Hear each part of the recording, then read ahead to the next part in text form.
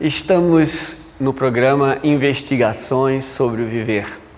Hoje iniciaremos uma pesquisa sobre se é possível sermos yogis. O tema de hoje, o yogi dos tempos modernos. As pessoas às vezes podem pensar que existe uma sabedoria que é lá do passado e que o mundo moderno não consegue compreender ou é inviável de se aplicar, que no mundo moderno nós temos outras prioridades, outra maneira de ver o mundo e a vida. Mas uma sabedoria que se diz eterna, uma sabedoria que se diz atemporal, ela pode ser aplicada para todos os momentos e para qualquer tipo de pessoa que comece a estudá-la, aplicá-la, e ela provê a ferramenta, ela provê o material que todas as pessoas podem fazer, ou qualquer tipo de pessoa, qualquer temperamento, qualquer local, qualquer época, e assim essa sabedoria é testada pelas idades e ela é realmente ratificada por resultados inevitáveis. Se você faz determinada coisa, você obtém determinado resultado. E essa é a vantagem de trazer algo que já foi testado pelo tempo, pelas pessoas, pelos grandes sábios também da antiguidade e que podem ser de grande utilidade para as pessoas dos tempos de hoje. A ideia é mostrar uma das 6 escolas das tradições filosóficas da Índia, do Oriente, que é a yoga ou o yoga.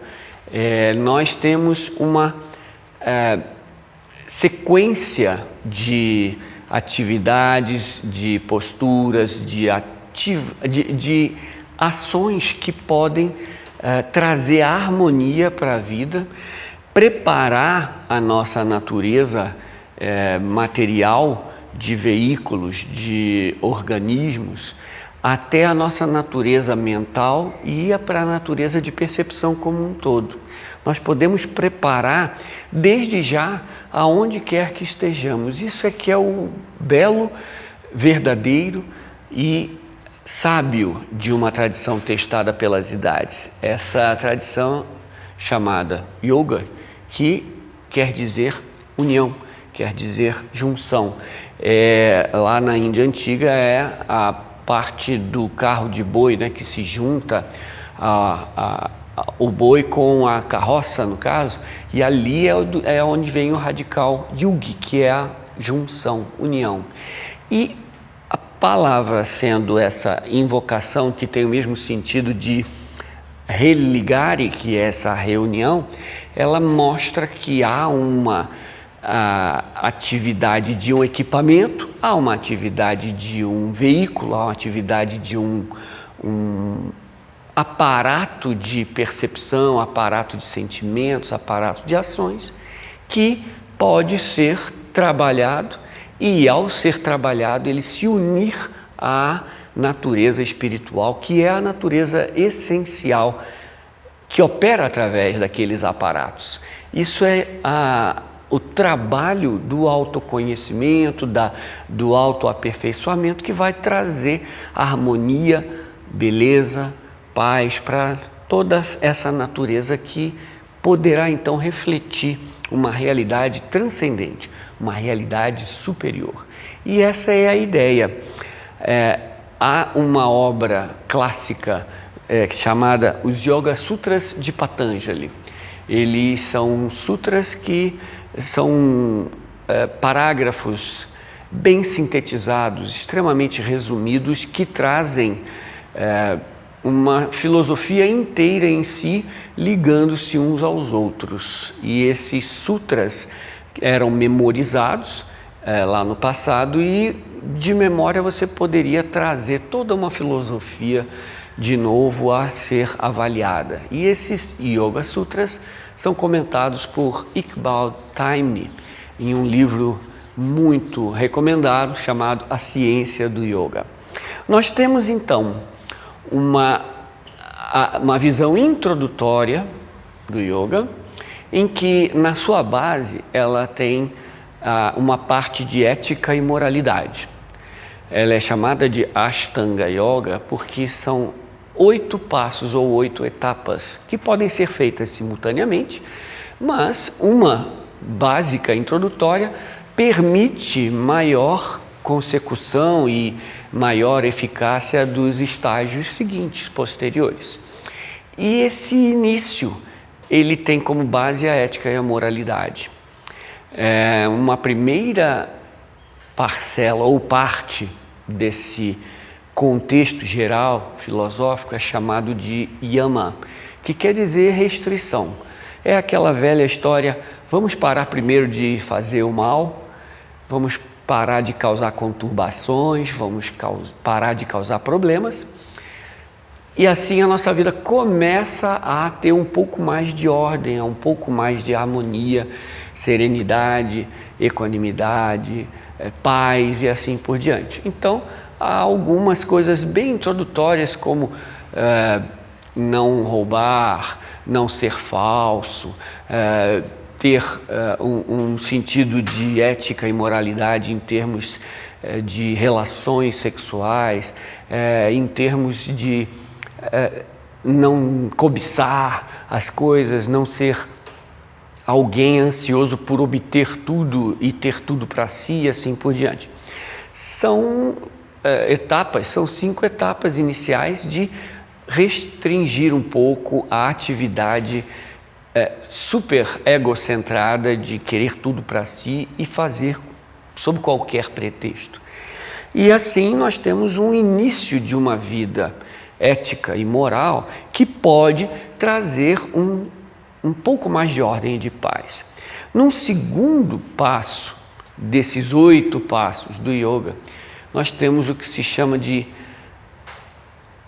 niyama, que yama seria restrições, niyama já seria observâncias, coisas práticas que trazem essa atividade humana a um novo estágio ético e moral para que a vida possa ser vivida com mais significado, mais beleza e que se consiga ter nexo e ordenamento para a vida no sentido espiritual. Então há um preparo no aspecto ético e moral, onde o primeiro item logo deles são 5. O primeiro item é chamado de sauka, que quer dizer pureza. Uma pureza, quando se traduz ou quando se quer entender o que a palavra quer dizer, pode ser observada como um agir de modo a purificar, sim, mas a harmonizar qualquer veículo, qualquer aparato que esteja operando. Nós temos uma pureza física, através de banhos, através de exercícios, através de hábitos saudáveis e essa alimentação saudável e assim por diante. E essa natureza física, fisiológica começa a, por estar mais saudável, a purificar-se, pois ela tira-se doenças, tira-se preguiça, tira-se hábitos e comportamentos que não seriam harmonizados com uma vida pura, ética, moral, no mais alto sentido dessas palavras. Então, qual é o alimento fisiológico que eu vou colocar nessa estrutura? Vou colocar tudo aquilo que foi dito. Hábitos saudáveis de alimentação, de exercício, de descanso, repouso, sono, de lazer que seja saudável, que seja pacífico e assim por diante. Esse é alimento físico. Qual é o alimento emocional que nós vamos botar nesses veículos? Qual é o alimento que, em termos de sentimento, nós podemos trazer como os mais harmônicos, belos e tudo? Qual é o tipo de música que eu vou ouvir? Qual é o tipo de emoções que eu vou sentir? Qual é o tipo de sentimentos que eu vou expressar? E assim por diante. A tradição mostra que as emoções ligadas ao amor trazem inevitavelmente felicidade. As emoções e as várias facetas emocionais ligadas ao ódio trazem infelicidade. É preciso uma certa maturidade para se compreender isso, e várias vidas se passam com ações desarmônicas, atos impensados, em que a rede do samsara, a roda do samsara, ela é girada, como é dito no budismo, permanecendo a alma presa, atada ao mundo material pelos laços kármicos, pela lei do karma, que se você planta alguma coisa, você vai colher a mesma coisa. E assim nós, por atos impensados e que ignoram a natureza da vida, da existência e assim por diante, esses atos aprisionam a nossa natureza nesse mundo físico, e necessidade de encarnação é feita pelos atos que trazem resultados kármicos, às vezes desejáveis, às vezes não. E esse sentimento, esse sentido de emoção, esse sentido de lidar com o coração para o aspecto amor, ou lidar com os nervos para o lado do ódio, eles mostram o que evoca felicidade, o que evoca infelicidade, dor e sofrimento. Então, a purificação dos nossos veículos físico e emocional se dá pelo alimento que ele recebe, que eles recebem. Nossos veículos vibram com mais amplitude, harmonia e beleza com as emoções ligadas ao amor, e assim por diante. Também temos um veículo que é mental. Qual é a natureza das nossas relações com as ideias, as opiniões, os fatos que a vida coloca? Qual é o alimento que podemos trazer para a nossa natureza mental? Que tipo de atividade nós temos? Que tipo de hobbies nós temos? Qual é a nossa estrutura de pensamento em termos de relações com as filosofias, as ideologias, as técnicas, a profissão? Qual é o tipo de profissão que nós vamos trabalhar?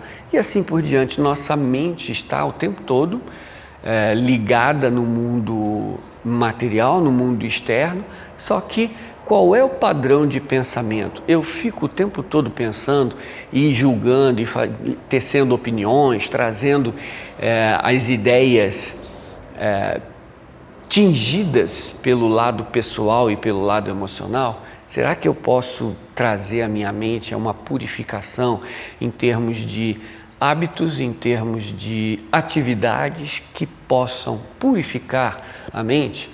É dito que os homens imaturos, eles falam de outros homens.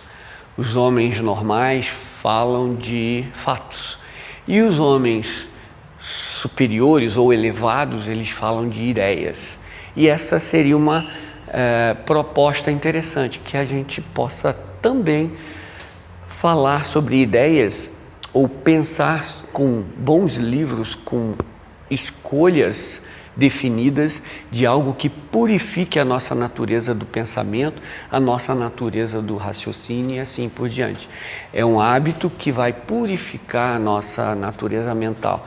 Essa é a natureza pessoal, individual, nossa natureza física, emocional e mental. E essa parte espiritual não vai ser alimentada também? Essa é a proposta. Tudo que tiver um contexto espiritual que possa alimentar a nossa natureza física, emocional e mental objetiva no mundo, pode ser estimulada, e assim essa nova perspectiva de vida iluminar toda a atividade que o ser humano tem nesse planeta. Se a gente conseguir iluminar com a natureza espiritual, que ela é integradora, que ela é harmonizadora, que ela é sábia, que ela é amorosa, tolerante, compassiva por natureza, essa visão espiritual se iluminar a nossa mente e trouxer a nossa vida a uma nova harmonia, nós vamos estar prontos para refletir a natureza espiritual através dos veículos. E isso é que é a verdadeira pureza. Então esse é o primeiro dos 5. Vamos olhar o segundo, qual é? O nome dele, desse passo ou desse estágio, dessa yoga preliminar, que é o segundo passo dos 8.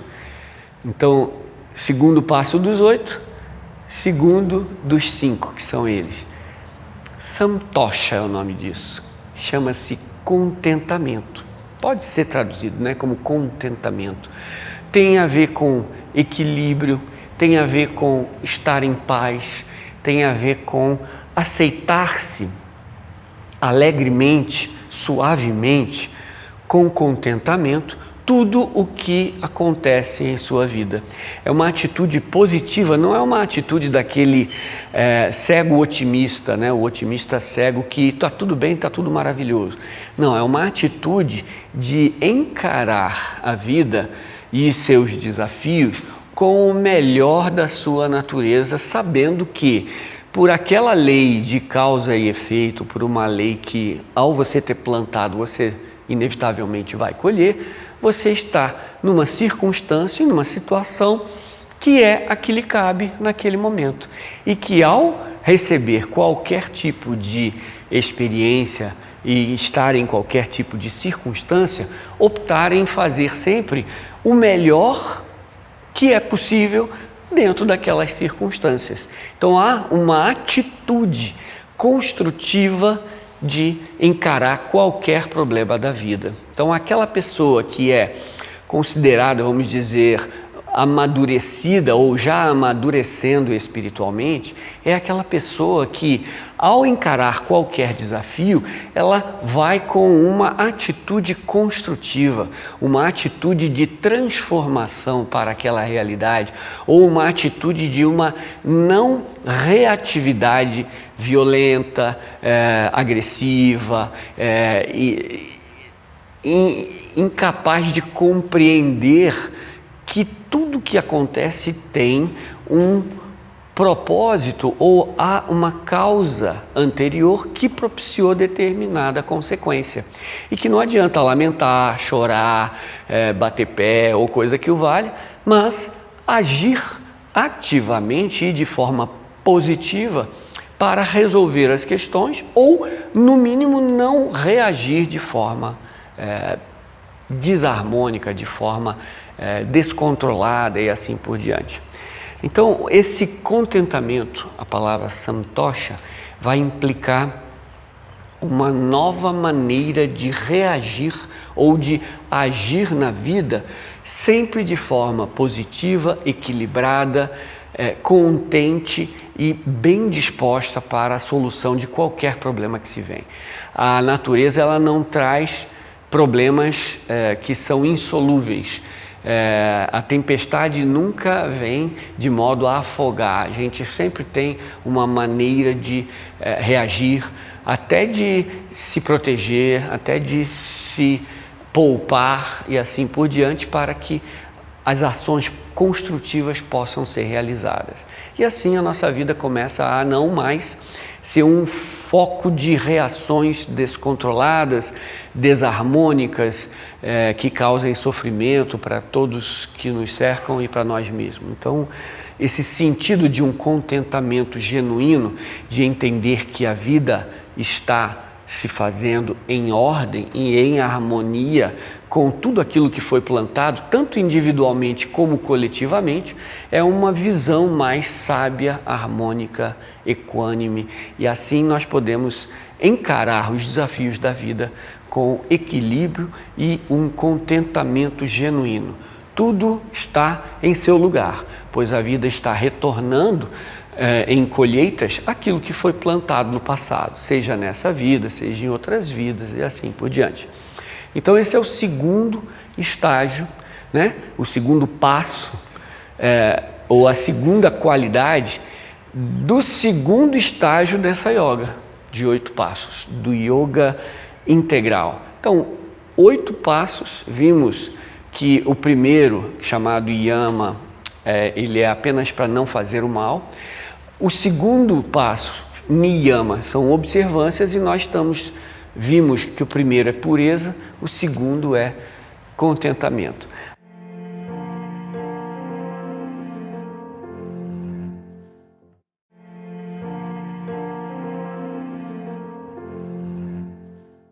Agora nós vamos para os 3 seguintes, e esses 3 seguintes são de uma importância fundamental. O terceiro, então, chamado de tapas, que quer dizer, ou tem uma tradução interessante, que quer dizer austeridade, observância. É o uso da vontade espiritual para transformar a sua própria natureza. A atividade possível no mundo, ela é guiada pela vontade. E se eu aludo sempre a alguma coisa que eu quero para atender os meus sentidos, para atender a minha natureza tida como separada, é característica de um egoísmo em atividade. Se eu começo a trazer a vida espiritual para guiar a minha vida física objetiva, a necessidade de olhar para a vida como um todo e de sair do centro de si mesmo e ver o que é preciso fazer com a minha natureza para agir com mais equilíbrio e trazer mais bênçãos, benefícios, trazer mais paz para a vida que me cerca, para os outros.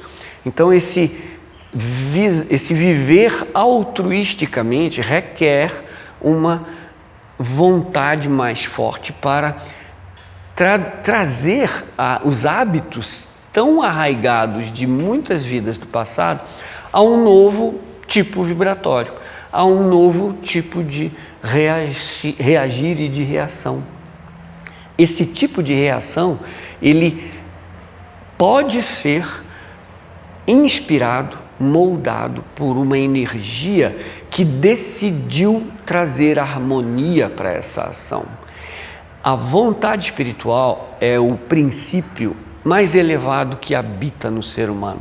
É ele que escolhe o que vai fazer, é ele que define o que quer fazer da sua vida, é ele que coloca o seu destino em suas próprias mãos, é ele que tem essa energia de, ao escolher o que vai fazer de sua própria vida, fazer todo o processo do caminho espiritual. E tapas, ao ser traduzido como austeridade, é aquela ação que você escolhe fazer tendo sempre um objetivo de não só purificar, não só agir harmonicamente, né, como salka, como santosha, como pureza, como contentamento, mas exercitar a sua decisão em termos de hábito, ação. Vamos dar um exemplo para tentar clarificar um pouco essa beleza, essa grandeza dessa qualidade que todo ser humano tem. Você costuma, vamos dizer, um hábito que você acha indesejável. Você pode ser um fumante inveterado. E em determinado momento você vê, bom, eu posso agora parar de gastar o dinheiro da família, de fazer hábitos e de continuar fumando, estragando a minha saúde, afetando o meu pulmão e assim por diante, reduzindo o tempo de vida e assim por diante. Eu vou escolher não fumar mais, mas ainda é difícil. É um passo definido que você pode fazer. Você pode fazer um passo inicial. Vamos, à medida que eu tenha o desejo de fumar, que aí é essa energia só na forma de desejo, eu vou escolher chupar uma bala de hortelã, vamos dizer assim, para substituir o cigarro.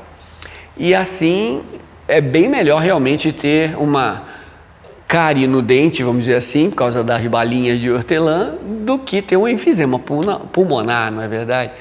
Então, entre um enfisema pulmonar e uma cárie no dente, vamos preferir inicialmente essa cárie. Mas a cada momento, então, que eu quiser um cigarro, que eu desejar um cigarro, eu vou escolher uma bala, eu vou mudar o meu padrão.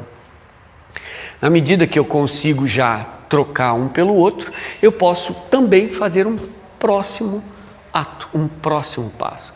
Eu vou trocar a bala por ou vou dar a bala para alguém, vou dar a bala para uma criança, ou vou dispensar a bala. E assim, a cada momento que eu quiser a bala, eu vou dizer, eu vou dar essa bala para alguém, ou eu vou tirar essa bala da minha frente, e eu vou escolher parar de fumar. Essa austeridade, que é o achar que vai ficar mal por não atender o desejo do cigarro, é o exercício de um fogo espiritual que está queimando determinadas impurezas e trazendo, vamos dizer, num exemplo bem utilizado pela tradição, de um fogo que o ourives joga para separar o ouro das impurezas. Então esse fogo da vontade, ele atua para purificar e trazer apenas o ouro puro, tirando as impurezas, separando as impurezas, e assim nós podemos revelar o ouro da nossa natureza espiritual, pois não somos mais escravos de hábitos, escravos de tendências, e nós escolhemos, nós optamos olhar algo em sua essência, em sua natureza, e ver que aquela coisa é inútil, aquela coisa não é recomendável, e decidir agir. Imprimir a força espiritual de um princípio mais elevado que habita no homem. Ele é chamado de Atma, que é o espírito que habita em tudo e em todos, e que ele é ilimitado, ele é força natural, ele é energia total, e nós podemos contatar isso em nós, exercendo o poder de escolher, de optar, de decidir e de agir conforme a nossa natureza mais elevada. Esse é um convite maravilhoso. Escolha transformar a própria vida. Escolha, faça, haja.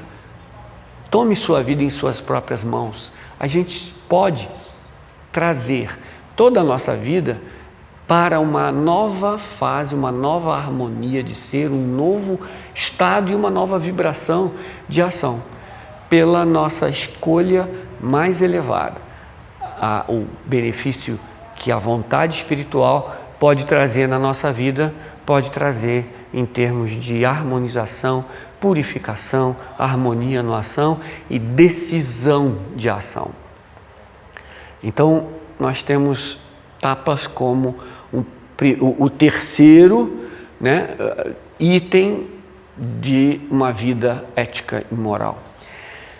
O quarto, nós podemos trazer uma tradução da palavra sânscrita svadhyaya, que quer dizer o uso do aspecto intelectual, do aspecto mental, para a nossa vida ser iluminada pelo intelecto.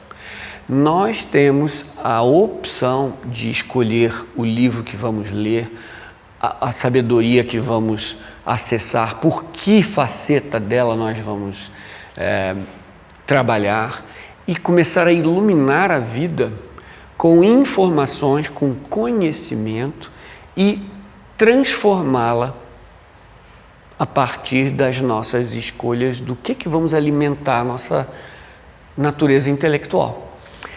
E a palavra svadhyaya quer dizer um autoestudo, ou também traduzido como um estudo das obras sagradas. Então, se eu tenho uma tradição que me atrai, e eu posso ir para os livros originais dessa tradição, eu vou estar com toda a informação e o conhecimento que me são simpáticos, que eu gosto e que eu passo a entender, para iluminar a minha vida e as minhas intuições, as minhas ações dali para frente. Mas eu posso usar esse intelecto para transformar também a nossa vida pessoal, a nossa vida de hábitos, a nossa vida de comportamentos e reações. Então ele é chamado também de autoestudo, pois eu posso, como os orientais falavam, na escola pitagórica nós tínhamos uma orientação de, ao final do dia, olhar objetivamente todo dia e verificar por que eu reagi daquela maneira, por que quando acontece tal e tal coisa eu me desequilibro, ou eu reajo de forma mais agressiva ou coisa que o valha. E assim eu uso o meu intelecto para um autoconhecimento, um autoestudo. E assim eu posso, não só em termos de comportamento pessoal, mas em termos de alimento intelectual, escolher o que eu vou conhecer, que alimento de conhecimento trazer para a minha natureza, e assim eu vou mudando a maneira de ver o mundo. E o ato de ver o mundo é o ato de agir com nova visão, com nova atitude. Quando sabemos que eu e o outro somos um em termos de humanidade, já vamos entender tudo o que eu faço para ele é o que me vem em termos de retorno. Tudo que eu fizer em benefício do outro também vem em benefício a mim, pois é a humanidade como um todo que eu faço. E essa visão, esse novo comportamento advém de um conhecimento novo, que a vida ela é uma unidade. Como exemplo, né? A vida é uma integração em que nós, seres humanos, temos uma característica única. Somos filhos de uma mesma realidade. Somos o mesmo padrão humano de mente, corpo e alma. Somos o mesmo padrão setenário, como quiserem classificar, mas somos irmãos num sentido de partilhar dessa mesma vida. E essa informação que as tradições religiosas trazem, você está fazendo bom uso do aspecto intelectual para que direcione a sua própria vida numa nova maneira de vê-la e uma nova maneira de se comportar a partir da percepção dela. Então, Svadhyaya é o uso do intelecto. E isto é muito útil e é o que nos diferencia do reino animal. Nós podemos usar o intelecto para ver, para conhecer, para raciocinar, para pensar, para avaliar e escolher. A partir do momento de uma nova visão, agir em conformidade. E essa coerência vai trazer harmonia, paz, bênçãos para a vida como um todo. Então, nossa percepção agora, nós tivemos pureza, tivemos contentamento, tivemos tapas, que seria a energia da vontade. Agora tivemos a energia intelectual iluminando a nossa vida. E, por último, o quinto dos segundos estágios, né, de niyama, que são as observâncias, o quinto, ele se chama Ishvara Pranidhana em sânscrito, que quer dizer a autoentrega à divindade. Essa divindade que está em tudo e em todos, ela se reflete nessa harmonia da natureza, ela se reflete num contexto macro, lindo, perfeito, ordenado, de evolução de tudo que é tipo de vida, de relações, inter-relações tão sábias e harmônicas entre os reinos mineral, vegetal, animal. Há uma evolução que mostra, há um mundo de relações sábias, harmônicas, bonitas, que nos reflete uma divindade sábia por trás de tudo que acontece na natureza. As leis da natureza são expressões de uma divindade inteligente por trás, que traz toda essa sabedoria à expressão e traz experiência e possibilidade de evolução a todos os seres vivos nesse planeta. E isso inclui todos os reinos da natureza. Então isso parece que nos canta a alma, a beleza da vida em evolução, em manifestação, nos canta a todo o sentido de há uma ordem implícita em tudo na natureza e nós podemos nos entregar a essa ordem, nós podemos nos fazer artífices, fazer cooperadores, fazer da nossa vida um reflexo de uma sabedoria universal que vem através das leis, da ordem, da harmonia total dessa manifestação ilimitada, linda, ordenada, harmônica. Parece um caos, mas é ordem total. Todos os planetas estão em seu lugar, todos os astros, todas as formas de vida em suas relações estão implícitas em uma ordem maior. E essa é a ordem divina, a ordem da sacralidade de tudo que vive e de tudo que está em relação, trazendo cada vez mais beleza em si. E esse saber, esse conhecer essa ordem implícita, traz um grande amor, um amor com A maiúsculo, que transcende o amor que é apenas oposto ao ódio. Amor e ódio são polaridades, mas há um amar ou um amor que transcende os dois.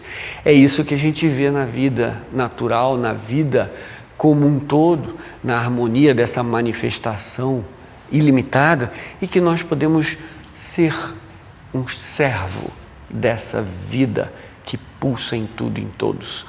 Um grande mestre de sabedoria descreveu a si mesmo, quando perguntado a ele: como você é? Qual é a sua natureza?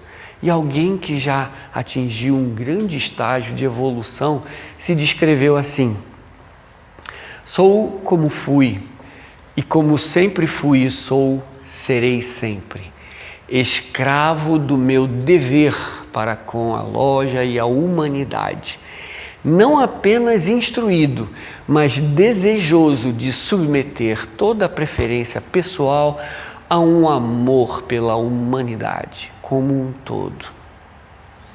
Isso é um mestre de sabedoria que opta e que se diz escravo de um dever, escravo de uma grande ordem universal, e orientado que era a trazer o seu amor para a humanidade, ele dizia ainda, não apenas orientado, mas desejoso de submeter qualquer coisa pessoal a um grande amor pela humanidade. Então isso é o submeter-se à grande ordem, à grande lei, à estrutura de pensamento, ação, agir em sintonia com toda a vida, com toda a existência.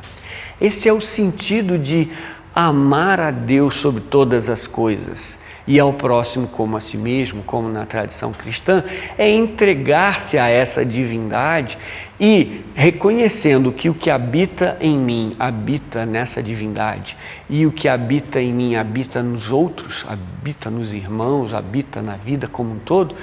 Essa entrega, essa auto-entrega a Deus passa a se revestir de uma vida de amor, uma vida de canto da alma que concebe o amor à divindade. Essa percepção de que há um amor maior que sabiamente rege toda a natureza e um desejo mais íntimo ou uma vontade mais elevada espiritual de se fazer um artífice dessa grande harmonia cósmica, isso é chamado de Ishvara, a divindade, Pranidhana, a entrega, a auto-entrega a isso.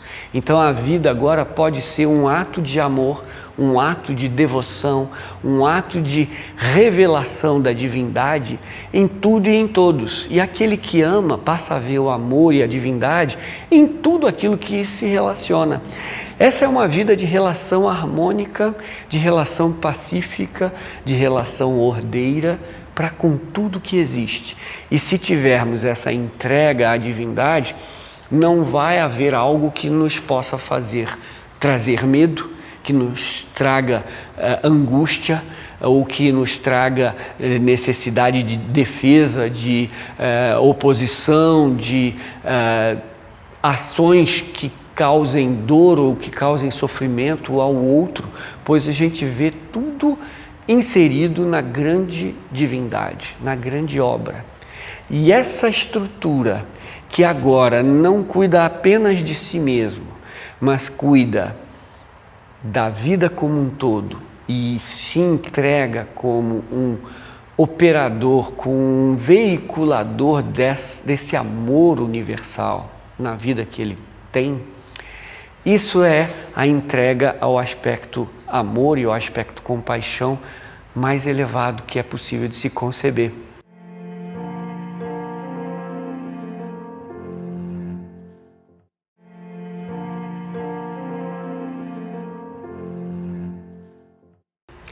Perceberam que no aspecto da pureza há viabilidade. No aspecto do contentamento há equilíbrio, há harmonia. No aspecto de exercitar a vontade há a transformação. No aspecto de intelecto, lidando com as verdades e conhecendo a si mesmo e as leis e a vida, há a capacidade de compreensão para a ação. E agora, por último, nesse quinto passo de niyama, há a possibilidade de se entregar à vida e à divindade que nela está presente, intrínseca, naturalmente. A visão amorosa pode se fazer. Então, se percebermos esses três últimos, a vontade que é trazida por tapas, a escolha, a definição, o intelecto que estuda, que avalia, que pensa, ele traz chamado de manas, e aquele coração que vê, que vibra, que ama, Ishvara Pranidhana, que é o ato de entregar-se à divindade, que é puro amor, alude ao aspecto de amor no homem. Isso, na tradição oriental, são os princípios mais elevados do ser humano. Atma, que é um princípio universal que habita no homem, que é exercício de vontade espiritual. Buddhi, que é o aspecto amor, visão espiritual, que é a visão da compaixão, a visão do amor, a visão da integração, da harmonização, amorosa, sábia, tolerante, compassiva, esse tipo de visão do coração. É Buddhi, é a alma espiritual no homem. E Manas, que é o princípio mental que a gente viu em Svadhyaya, que é o estudo e a capacidade de compreender, a capacidade de trazer a mente a um estado de percepção, de sabedoria. O conhecimento alimenta e a sabedoria é a ação transformadora, é a ação que renova. E esses três aspectos aludem aos princípios mais elevados no ser humano. Nós só estamos tratando do segundo passo de ética e moralidade dos 8 passos do yoga, da Raja Yoga, da yoga integral. E esses três aludem aos princípios mais elevados no ser humano. Ele é chamado de Kriya Yoga, ou a yoga preliminar, o yoga introdutório. E olha a amplidão, a capacidade de transformação, a capacidade de revelar a divindade no homem, se ele começar pelo aspecto ético e moral. É a primeira atividade de um yogi. Estabelecer um fundamento e uma base bem firme de ética e moralidade para que esse aspecto da vida não seja um empecilho para que haja a capacidade de estabilização corporal, a possibilidade de se meditar, a possibilidade de trazer a mente a um novo estado de concentração, de contemplação e de fusão, finalmente, com o mundo ou com aquilo que ela percebe. Então, a natureza ética e moral é um fundamento, uma base sólida para que todo o trabalho dos 8 outros passos do yoga possam ser realizados. E assim a nossa natureza começa a se capacitar, habilitar para atingir os outros estágios até o estágio da liberação final, da união final entre o indivíduo e a natureza universal. Há um poder ilimitado no ser humano, que é esse poder de escolha. Há um poder também ilimitado, o poder da compreensão. E há um poder tão grande e de comunhão, que é o poder do amor no ser humano, que ele pode fundir a sua própria natureza com a natureza da divindade. E essa é a nossa perspectiva agora. Se olharmos 8 passos do yoga, vamos lá trazer. O passo primeiro seria yama, aquelas restrições das coisas mais básicas, como não roubar, como não cobiçar, como não... são as coisas básicas éticas de você parar de causar o mal. O segundo passo, são 5, mas a gente deixa para definir posteriormente. O próximo são esses que comentamos, são os niyamas, que são as observâncias. São essas 5. Pureza, contentamento, tapas ou energia da vontade, austeridade, escolher determinadas ações que viabilizem purificação e uma nova maneira de ser e de agir. Svadhyaya, ou aquele estudo intelectual das obras sagradas e de si mesmo. E Ishvara Pranidhana, a capacidade de amar e de se entregar à divindade.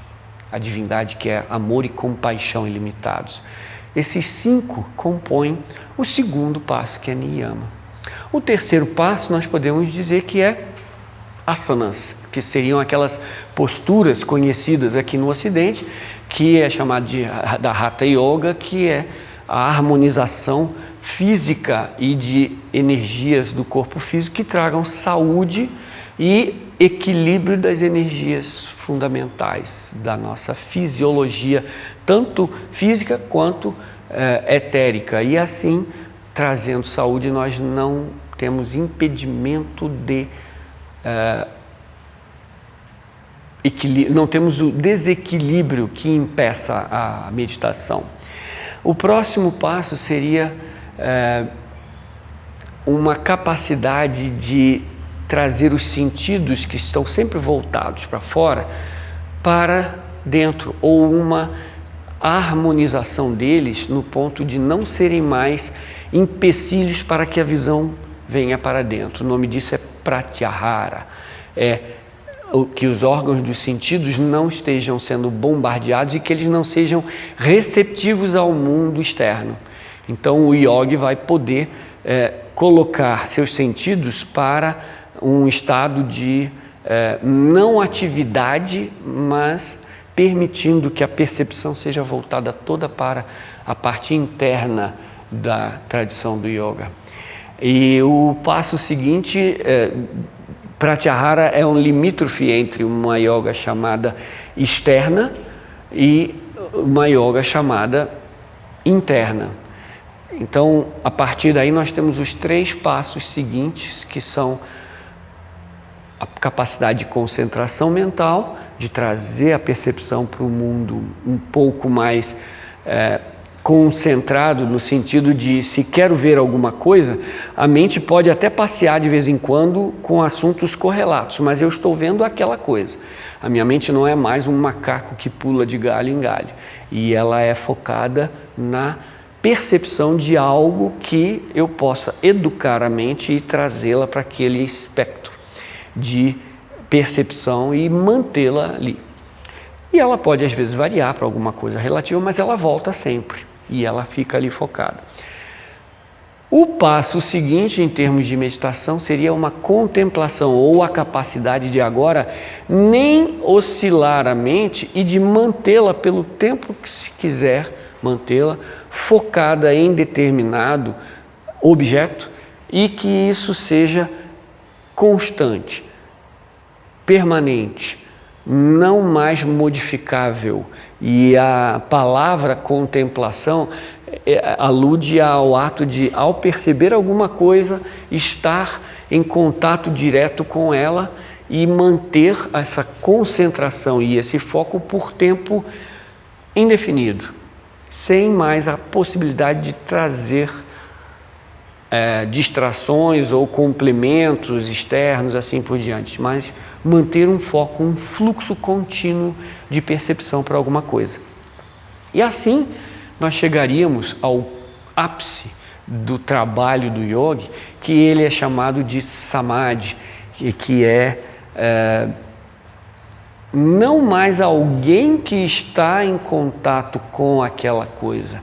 Não há mais uma mente que observa algo que está fora dela, mas algo e a mente que vê são uma coisa só. Existiria uma fusão, e ele é chamado de o êxtase espiritual, ou a capacidade mais elevada da mente de, enfocando alguma coisa, que é concentração ou dharana, mantendo esse foco ininterrupto, centrado, não mais distraído de forma nenhuma e por tempo ilimitado, que é chamado de dhyana ou contemplação.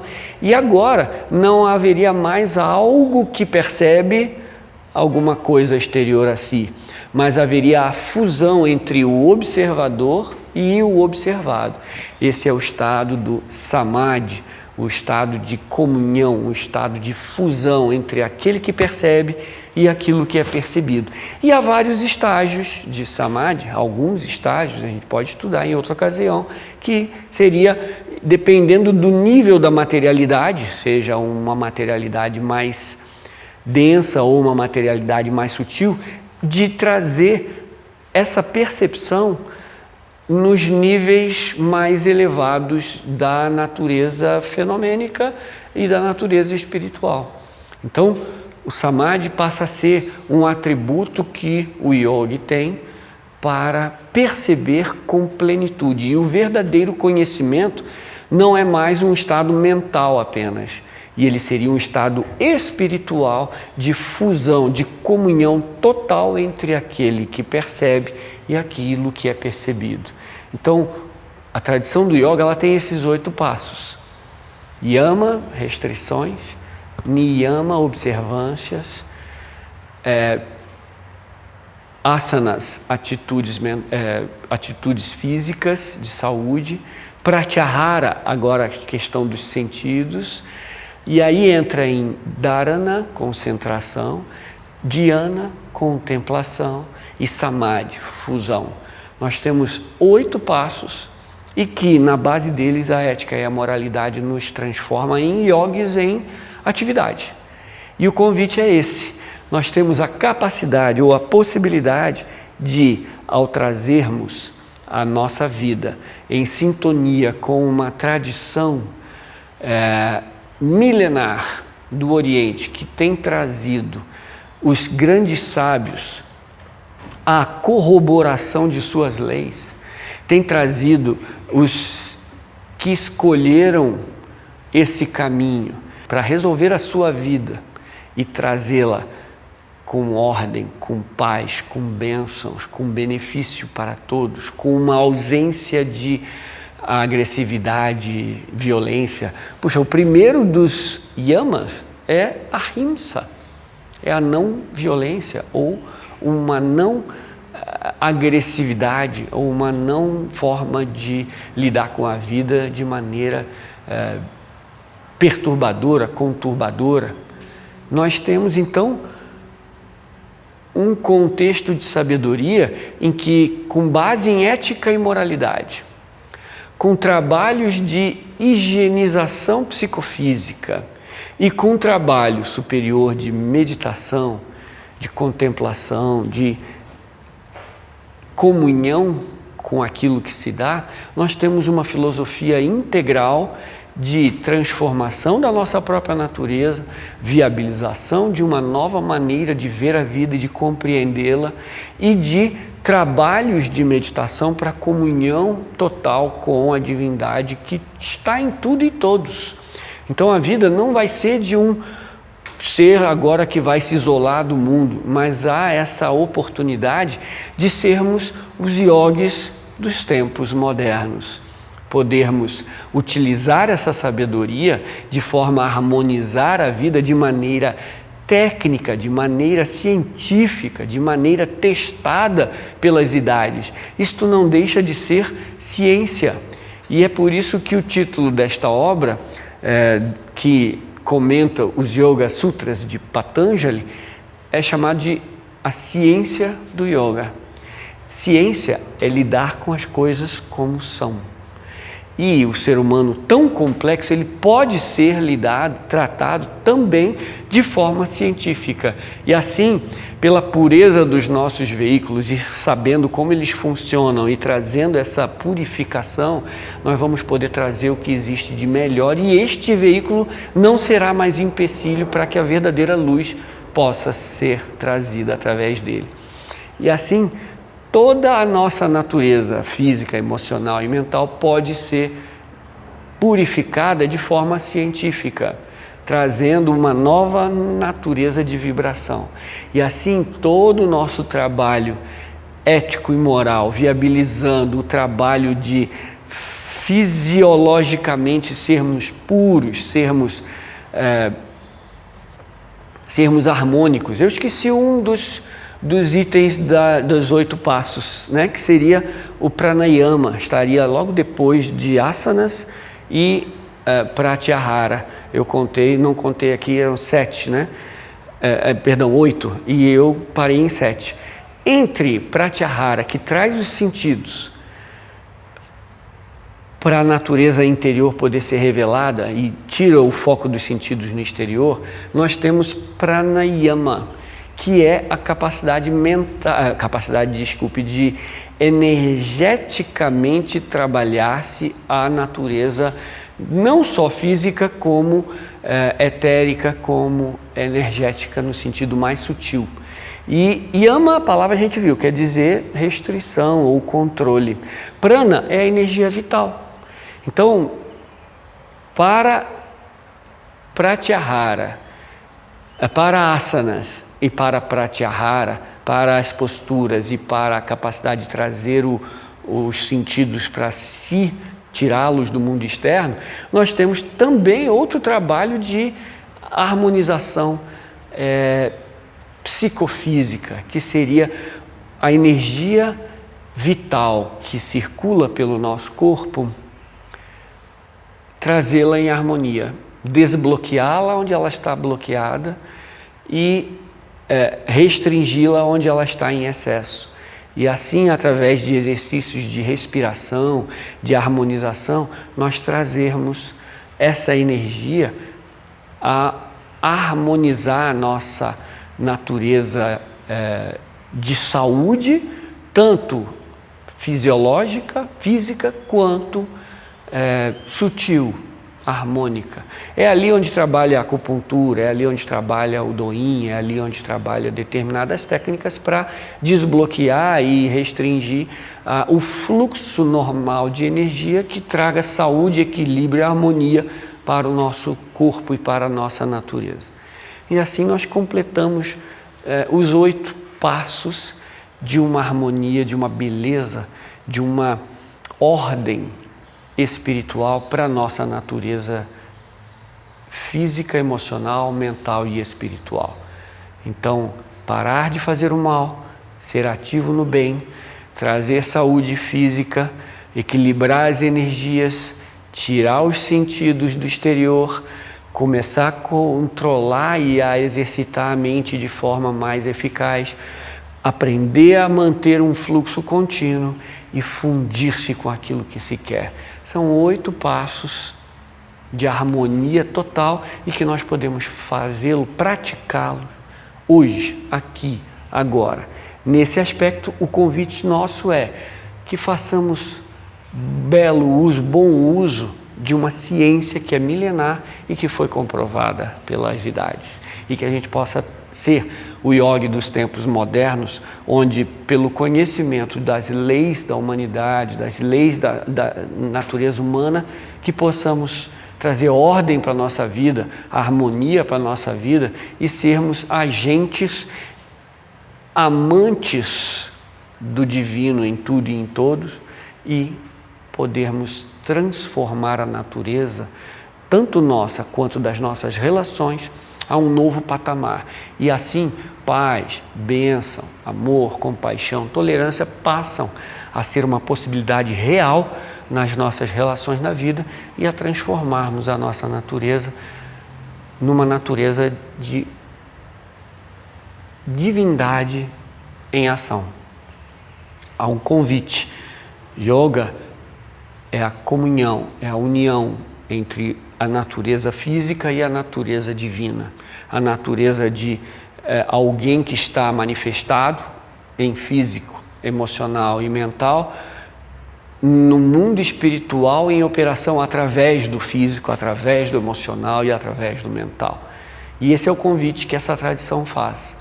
Sejamos os yogis, mesmo que hoje em dia, onde quer que estejamos, vamos trabalhar a nossa natureza ética e moral, vamos trabalhar a nossa natureza fisiológica e a nossa natureza e a higienização psicofísica, e vamos trabalhar a nossa mente em determinada ordem e habilitação de ela poder eficazmente perceber o mundo, perceber as coisas, sem a conflitualização, desculpe se existe, nem sei se existe essa palavra, mas a desarmonia de várias influências que, se deixarmos, elas obstruem a nossa capacidade de perceber a vida. Então, o aspecto psicofísico vai também alimentar o equilíbrio que vai permitir a concentração se fazer, a percepção direta das coisas e, a partir daí, uma nova ação é possível. A vida pode ser sábia a partir de uma ciência milenar que, trazida para os tempos de hoje, traz paz, traz luz, traz bênçãos, e esse é o convite que nós fazemos hoje. Com todo o vigor, o interesse de um coração que vê, pode ser uma mente que sente.